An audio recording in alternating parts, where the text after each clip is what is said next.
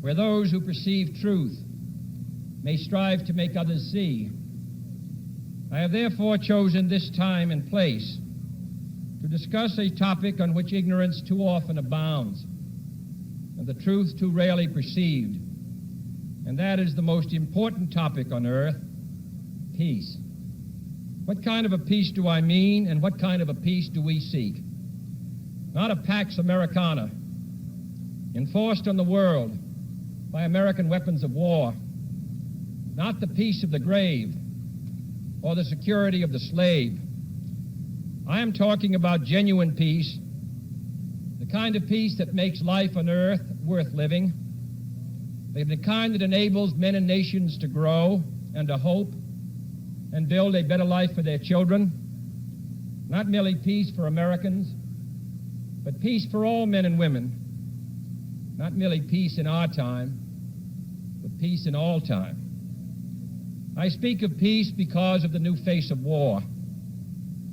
Total war makes no sense in an age where great powers can maintain large and relatively invulnerable nuclear forces and refuse to surrender without resort to those forces. It makes no sense in an age where a single nuclear weapon contains almost 10 times the explosive force delivered by all the Allied air forces in the Second World War.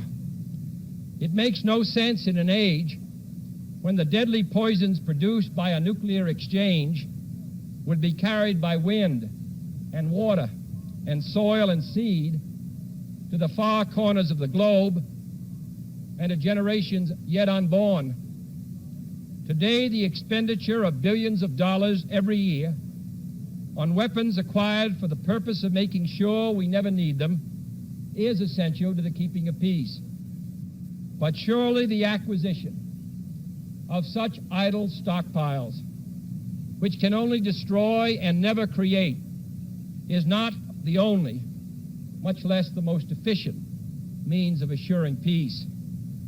I speak of peace, therefore, as the necessary, rational end of rational men. I realize the pursuit of peace is not as dramatic as the pursuit of war, and frequently the words of the pursuers fall on deaf ears, but we have no more urgent task.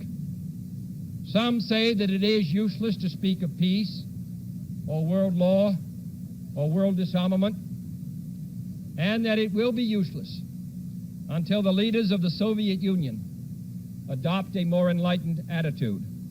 I hope they do. I believe we can help them do it. But I also believe that we must re-examine our own attitudes as individuals and as a nation, for our attitude is as essential as theirs. And every graduate of this school, every thoughtful citizen who despairs of war and wishes to bring peace should begin by looking inward, by examining his own attitude towards the possibilities of peace, towards the Soviet Union, towards the course of the Cold War, and towards freedom and peace here at home. First, examine our attitude towards peace itself. Too many of us think it is impossible. Too many think it is unreal. But that is a dangerous, defeatist belief. It leads to the conclusion that war is inevitable, that mankind is doomed, that we are gripped by forces we cannot control. We need not accept that view. Our problems are man-made. Therefore, they can be solved by man, and man can be as big as he wants. No problem of human destiny is beyond human beings. Man's reason and spirit have often solved the seemingly unsolvable, and we believe they can do it again. I am not referring to the absolute, infinite concept of universal peace and goodwill, of which some fantasies and fanatics dream. I do not deny the value of hopes and dreams, but we merely invite discouragement and incredulity by making that our only and immediate goal.